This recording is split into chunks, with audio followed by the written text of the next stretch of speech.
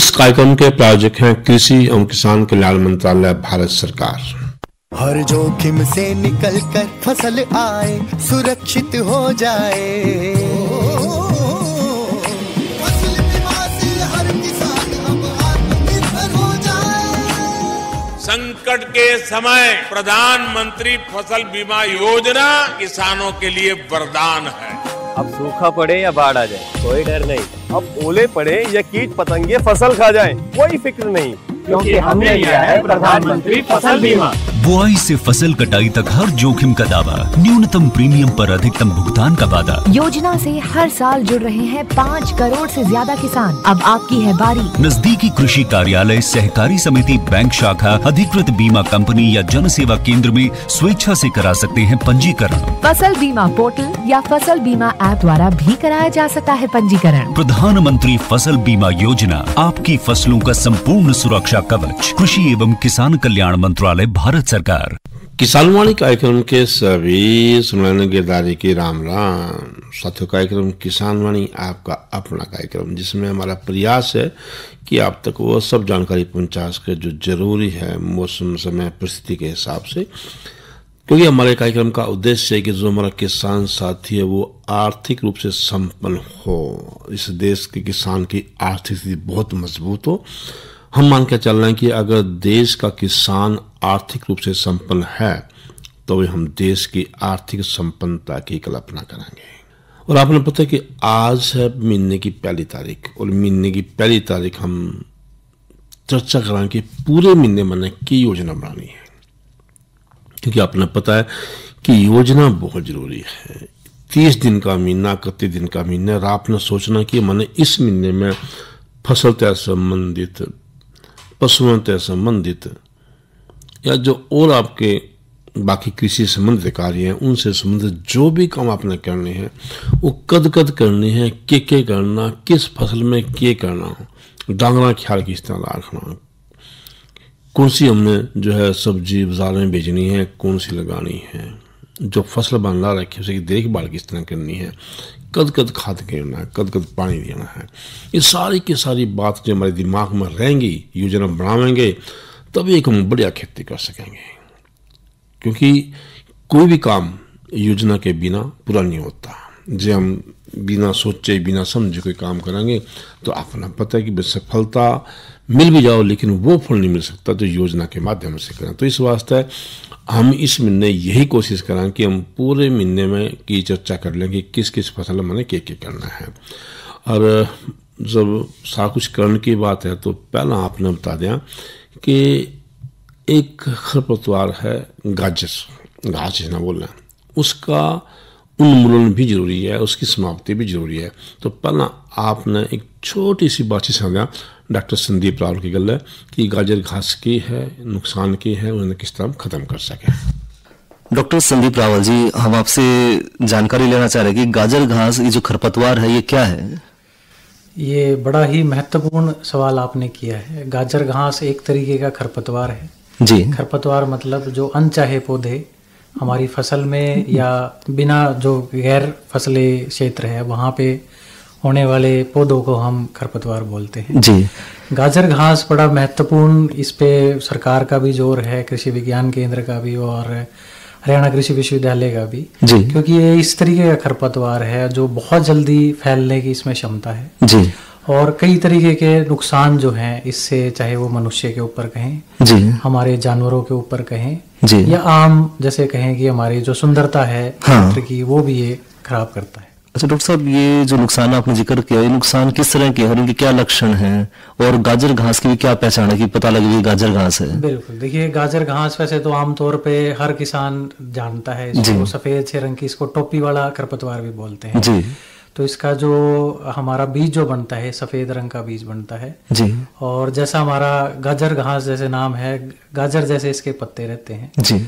और ये जैसे ही हमारी बारिश का सीजन शुरू होता है उस समय ये हमारे जो सड़क के किनारे है या जो हमारा डिस्टर्ब नहीं होता है क्षेत्र, वहाँ पे जम जाता है जी। ये इसकी पहचान है। और जहाँ तक इसके दुष्परिणाम कहें या इसके जो हम कहते हैं कि हानिकारक अभाव क्या है इसका, तो उनकी बात करें तो ये ऐसा खरपतवार है जिसको अगर हमारी त्वचा से ये अगर उसके संपर्क में आता है जी तो त्वचा रोग होने का इससे खतरा रहता है जी इससे जो सांस की बीमारी है खासकर जैसे दमा रोग है जी वो होने की भी इससे हमारी आशंका रहती है।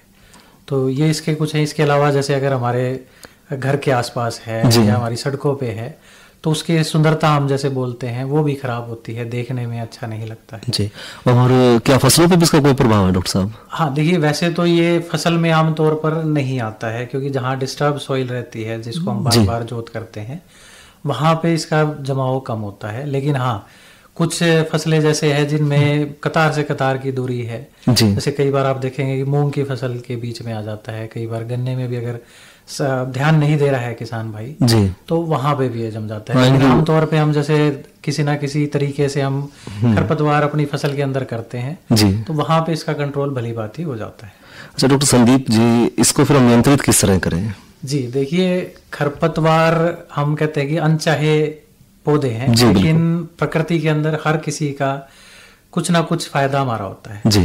तो इसका मैं कहूंगा कि नियंत्रण की बजाय इसका उपयोग भी किया जा सकता है जी। जैसे अगर बीज बनने से पहले अगर हम इसको उखाड़ लें तो इसका हम कंपोस्ट बनाने के रूप में भी प्रयोग किया जा सकता है। और मैं आपको बता देना चाहता हूँ कि इसमें जो नाइट्रोजन है, शुद्ध नाइट्रोजन, वो हमारा जो देसी खाद है उससे भी ज्यादा इसके अंदर शुद्ध नाइट्रोजन रहती है जी। लेकिन ध्यान ये रहे कि हमारा बीज बनने से पहले हम इसको उखाड़ लें। और सबसे बढ़िया सीजन हमारा जो है, जो हम मुहिम भी चलाते हैं 16 से 22 अगस्त तक एक कैंपेन चलाई जाती है कि ये जो बारिश का सीजन होता है इसमें बड़े आसानी से इसको उखाड़ा जा सकता है। लेकिन ध्यान रहे, उखाड़ने से पहले कोई दस्ताने या कोई पन्नी हाथ में जरूर लगा लें जी। इसका एक जैविक कंट्रोल भी है। जाइगोग्रामा बाइकोलराटा के नाम से एक कीट आता है जिसको अगर खेत में छोड़ दिया जाए तो वो अपने आप ही इसके पत्तों को खा के नष्ट कर देता है। और ये कीट ऐसा है, ये केवल और केवल गाजर घास को ही नुकसान पहुंचाता है, ये हमारी दूसरी फसलों को नुकसान नहीं पहुंचाता जी।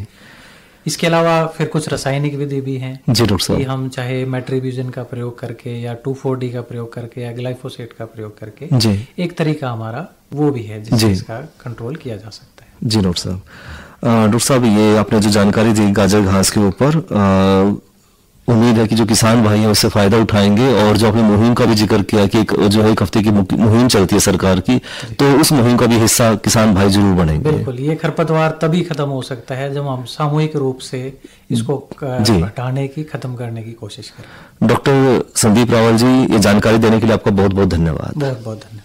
तो ये तो थी कि गाजर घास के है हम किस तरह उसका प्रयोग कर सकें ताकि खत्म भी हो जाए और उसका सदुपयोग भी हो जाए।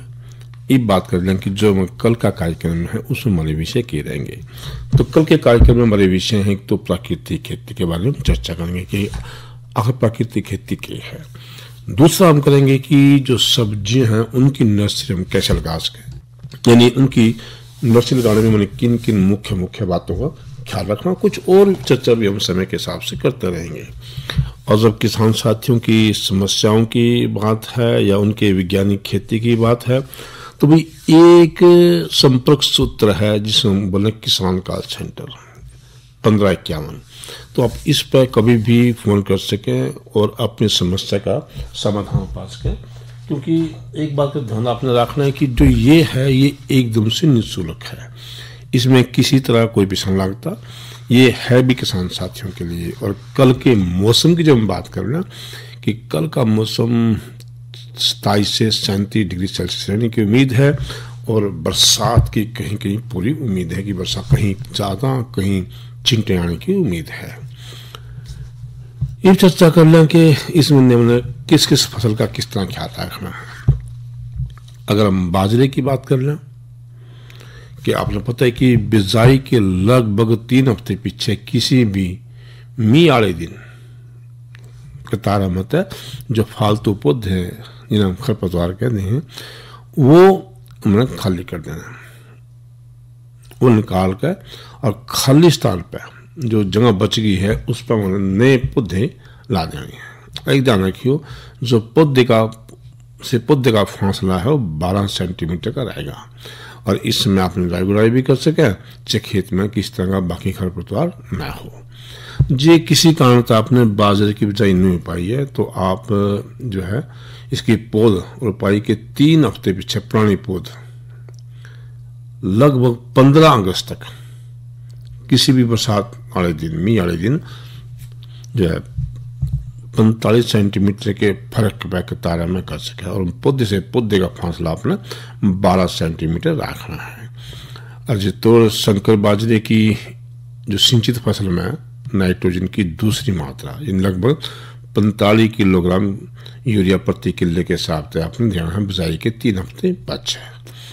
और जो आप कांट छांट आपने करनी है वो भी करना है आपने। तो ये तो आपने ध्यान रखना बाजरे का। हम बाजरे में कहीं आपने लगे कि भाई कोडिया या डाउन मिल्ड्यू है, इससे प्रभावित पौधे तो उन्हें उखाड़ कर नष्ट कर दें और जिन्हें जला दें, दाब दें, यानी वो काट के आपने दूसरे खेत में नहीं फेंकने। इस बात का आपने विशेष ख्याल रखना है। और खरपतवार रोकने खातिर जो आपने कोई रसायन का प्रयोग ना करा हो तो बिजाई के 7 या 15 दिन के भीतर 400 ग्राम एल्ट्राजिन 10 लीटर पानी में मिलाकर प्रति किले के हिसाब से मैंने उसका छिड़काव करना है। एक और जे आपने लगे कि आपकी फसल में बाड़ी सुंडी का प्रकोप है तो आपने देखना है कि पत्ते पे जो अंडे के समूह हैं वह होंगे और इन पत्ते पे जो इन पत्ते ने अंडे समेत तोड़ के आपने नष्ट करने हैं। बड़ी सुंडियां हो जाए आप समय पर नहीं तोड़ पाई तो उनका मान खातर आपने 500 मिलीलीटर जो है क्विनोफास 25 cc या फिर आपने एक काम करना 250 मिलीलीटर जो है डाइक्लोवास 76 cc लेना है और 250 लीटर पानी मिलाकर प्रति किले के हिसाब से छिड़काव करना है। ये तो आपने काम करना बाजरे के ऊपर। फिर बात आएगी मक्की की। जो मी ना हो ये तो वैसे लगभग साजी में पानी आ रहा लेकिन फिर भी ना हो तो जरूरत के हिसाब से फसल में पानी देते रहें। एक बात का ध्यान रखियो कि पानी की निकासी बहुत जरूरी है। खेत में खरपतवार ना बूंद दें और महीने के 15 दिन तक यानी 15 अगस्त तक जिस तरह आप लगा कि जो पौधे हैं घुटने तक आपके आगे उगेंगे तो उस पर संकर व कंपोजिट मक्की में दोनों में क्या हमने संकर और कंपोजिट दोनों मक्की में 45 किलो यूरिया प्रति किले के हिसाब से कतारा में और पौधों में थोड़ी सी जो है आपने निराई करनी है। कतारा में जो फालतू खड़े पौधे हैं इस हिसाब तक काट दें कि संकर किस्म से एक पौधे दूसरे पौधे का फासला लगभग 22 सेंटीमीटर है और जो दूसरा पखवाड़ा है यानी 16 से लेकर लगभग 31 अगस्त तक तो संकर जो मक्का है उसमें झंडा आन के आपने उड़ा है। अगर ऐसी शिकायत है तो झंडा आन तक पहले ही कतारों के बीच में 45 किलो यूरिया की जो आखिरी आपकी मात्रा जो अपन देनी है वो किले के हिसाब से दे दो, ना माटी में अच्छी तरह मिला दो। और एक बात का और ख्याल रखियो जी आपने पत्ते पर जस्ते की थोड़ी कमी दिखा है उसका लक्षण दिखाई दे तो आपने 0.5% जिंक सल्फेट का यूरिया गला मिलाकर छिड़काव करना है। कम से कम 2-3 छिड़काव और 10-12 दिन के फर्क पे आपने करने हैं। इस खातर आपने क्या करना 200 लीटर तो लेना अपना पानी और उसमें 1 किलो जिंक सल्फेट और 6 किलो यूरिया ये लेना है। इसका घोल बना के आपने छिड़काव करना है। फिर कहते हैं 2-3 छिड़काव करने पड़ेंगे और एक और दूसरे छिड़काव के बीच में जो है मैंने लगभग 10 से 12 दिन का फर्क रखना है। अच्छा ये बात करना अभी कोई बीमारी आ जाए तो जो उम्मीद इसमें रहे ना उसमें तो पत्ते की अंगमारी या पत्ते के बाकी रोग हो उसके तो उनके बचाव खातिर मैंने करने के है हमने 600 ग्राम तो लेना जिनेब या फिर मैनकोजेब। इसका गुड़ मिलाकर मैंने 10-15 दिन के फर्क पर प्रति किले के हिसाब से मैंने छिड़काव करना। इस तरह जो पौधे से संबंधित जो भी रोग हैं उनका हम सफाया कर सकें। बात आ जाएगी, आपने पता है कि उनके की मुख्य जो आसपास की जो फसल है धान जीरी, तो उसमें एक तो अपने पानी का ध्यान रखना कि पानी की कमी ना होने दें। और पानी की कमी की जब बात हम करें ना, एक बात ध्यान रखियो कि जब भी आप पानी दो 5 से 6 सेंटीमीटर तक ज़्यादा पानी ना हो। आप जमीन बुतरे भर दो, ऐसा नहीं करियो। आपने ध्यान रखना है पानी की गहराई है वो 5 से 6 सेंटीमीटर ही हो, बाकी पानी पर बेकार हो जाएगा, वो आपका खर्चा भी बढ़ेगा आपका और फसल नुकसान दे सकता है, फायदा को दे नहीं सकता। अच्छा, एक काम और करना, जो ये खरपतवारों में इनने ना उगने दियो फसल में बिल्कुल भी। और धान की जो बोनी बासमती किस्म है, इसमें प्रति किले के हिसाब से 80 किलोग्राम यूरिया 3 बार में आम किया दे रोपाई पे।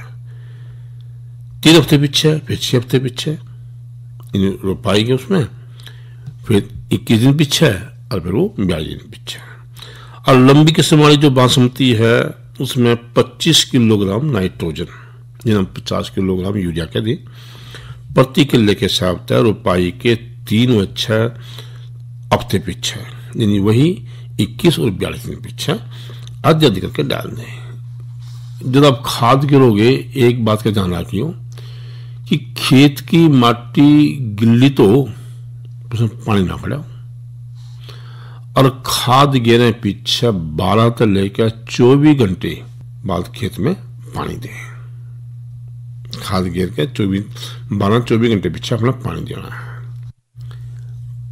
एक दिक्कत हो रहा है इसका है कि जो पत्तियां पर बदरा यानी ब्लास्ट बीमारी के लक्षण कई बार दिखने लग जाए, तो जो आपने ऐसा लग गया तो आपने प्रति किले के हिसाब से जो है 120 ग्राम चाहे साइक्लोजोल बीम या सीव कहते हैं 75 WP या फिर जो है 200 ग्राम कार्बोनोजिम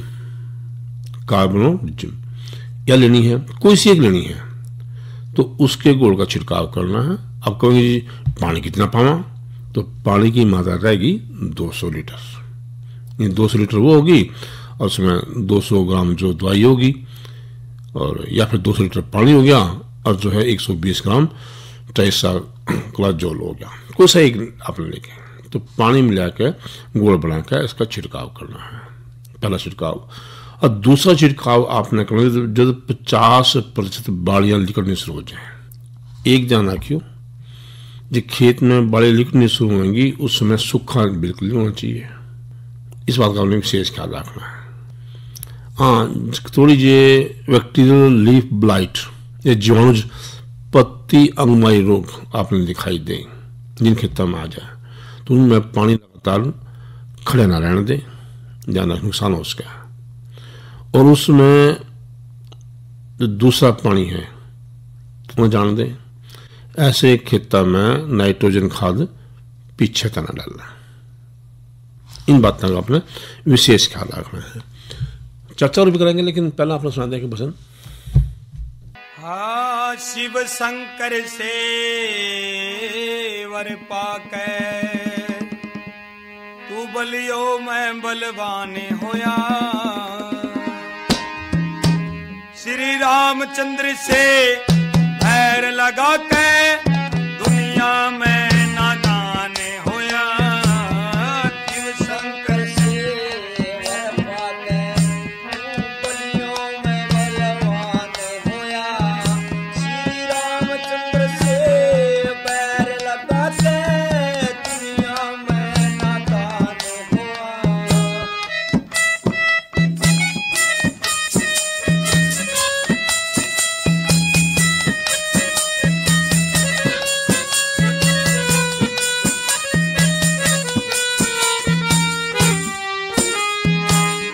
अपनी आंखें देख चुका श्री रामचंद्र की प्रभुताई, जनकपुरी के बीच जिन्होंने धनुष तोड़ सीता ब्याही, परशुराम की कला खींच ली पूर्ण ब्रह्म है रघुराई, पत्थर शिला थी नार अहिल्या हरण लगे मुक्ति पाई, ताड़का और सुबाहु मारे, ताड़का और सुबाहु मारे, और मारिच नीचे हैरान होया, श्री रामचंद्र से बैर लगा के दुनिया में नादान होया, शिव शंकर से वर पाके तू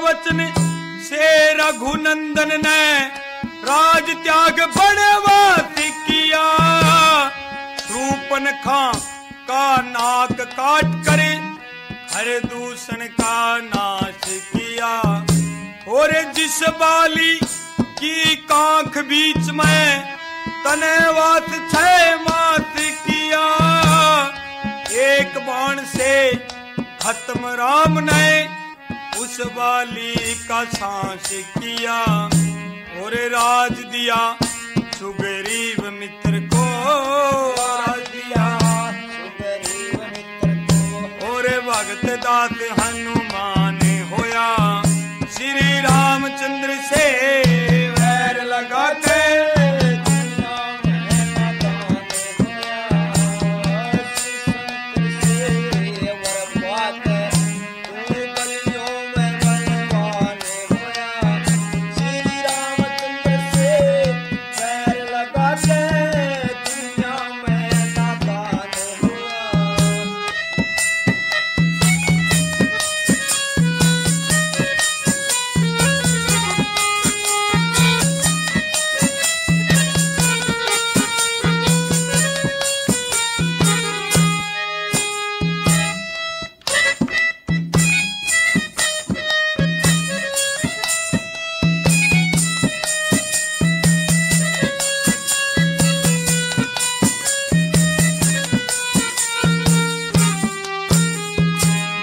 सीता की सुध लेने को, तो सीता की सुध लेने को तो हनुमान भेजा लंका, असुर मार गया बाग जाड़ और फूक गया तेरी लंका, और या तो शरणे राम की ले नहीं बजेगा जंग का डंका, हारा पद्म है फौज राम की, युद्ध होगा खोटे ढंग का, और जल पे शिला तराई जिसने, जल पे शिला तराई जिसने, वो मनुष्य नहीं भगवान होया, श्री रामचंद्र से बैर लगा के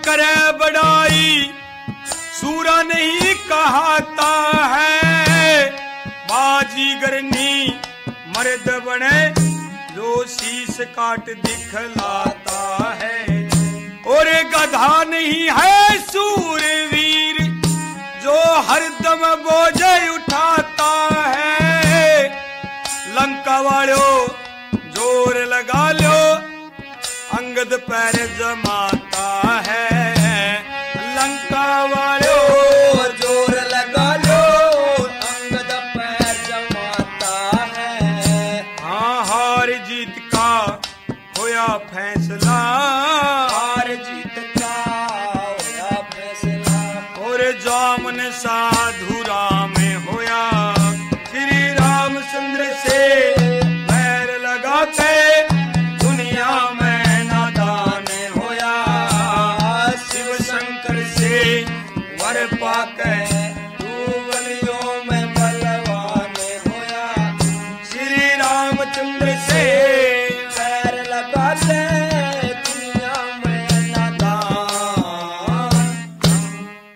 अभी चर्चा करना गन्ने के बारे में कि जिसने अभी तक एक की बुंदाई नहीं करी है वो जरूर कर।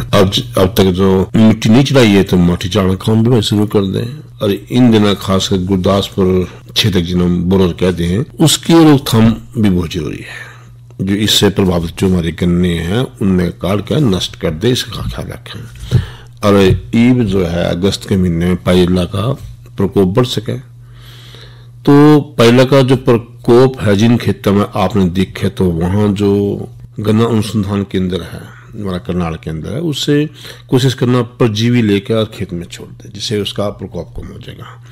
और पहला जो अड़ का प्रकोप वहीं पर आपने क्या करना 400 से लेकर 600 मीटर मैराथन 85 से लेनी है और इतना सा पानी मिलाना है और फिर प्रति किले के हिसाब से उसका छिड़काव करना जिससे कि जो पाइला है उसका प्रकोप उसमें खत्म हो जाए। बात करेंगे मूंग उड़द लोबिया की तो इनमें एक तो आपने निराई उड़ाई करनी है जिससे खरपतवार न हो और खेत में पानी न ठहरने दें। और जो आप देखेंगे पत्तियों पर लाल भूरे रंग के कोनदार धब्बे ये बढ़ने शुरू हो जाए तो समझो एक बीमारी छिपा गई है।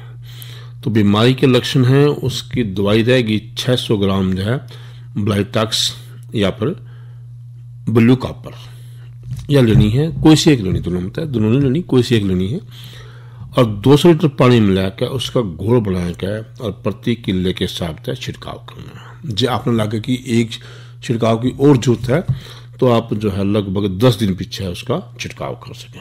तो इस तरह आप अपने जो मूंग है उड़द है लोबी है उनका जो है ख्याल रख सकें। और कई बार इसमें रस चूसने वाले कीड़े हैं उनका प्रकोप भी हो सके तो उस वास्ते भी यही हम कहेंगे कि 400 मिलीलीटर जो है हमारा ध्यान ले ले या फिर 250 लीटर जो है 250 मिलीलीटर माफ करें 250 मिलीलीटर जो है रोगोर ले लें 30 cc कोई सी एक ले लें उसे 250 लीटर पानी मिलाकर और प्रति किले के साथ उसका छिड़काव कर दें।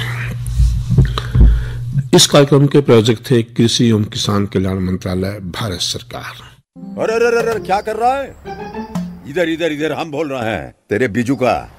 उतला बोल रहा है? पक्षियों से तो हम खेत को बचा लेते हैं पर इन घातक रसायनों से कैसे बचाएं? मतलब? देख बेटा तू जो ये अंधाधुंध रसायन मिलाता है ना मिट्टी की सेहत बिगड़ने लगी है और जब माटी ही कमजोर पड़ जाएगी तो उपज कैसे सेहतमंद होगी? अरे पहले ऐसा नहीं था, पूछना अपने बड़े बुजुर्गों से कैसे फसल लहलहाती थी, शुद्धता झलकती थी। हाँ, माटी भी तंदुरुस्त और लोग भी। अरे अब पहली वाली बात कहाँ, पर अब तो सब यही डाले हैं। सब नहीं, आज भी लाखों जागरूक किसान परंपरागत विधि से फसल उगा रहे हैं, खर्चा कम और उपज की कीमत भी बेहतर पा रहे हैं। सच है? रे बेटे एक्सपीरियंस से बता रहे हैं, धूप में बाल सफेद नहीं किए हैं। हाँ। ठीक है भाई, मैं भी आज से जैविक खेती शुरू करूंगा। माटी से प्रेम की परंपरा है, परंपरागत खेती।